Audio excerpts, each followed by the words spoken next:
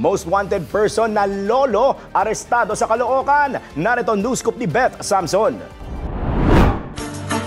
Arestado sa Caloocan City ang tinaguriang most wanted person na nahaharap sa kasong serious sexual assault sa kinasang manhunt operation ng Warranted Subpoena Section ng Caloocan City Police Station sa ilalim ng Northern Police District. Nasakot ang suspect alas 2:50 ng hapon sa barangay 176E Bagong Silang, Caloocan City.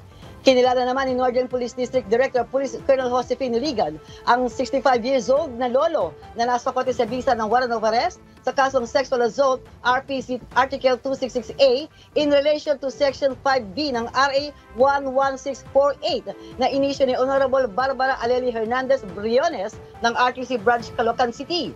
Halagang 180,000 pesos ang inirekomendang piyansa ng korte para sa kanyang pansamantalang kalayaan.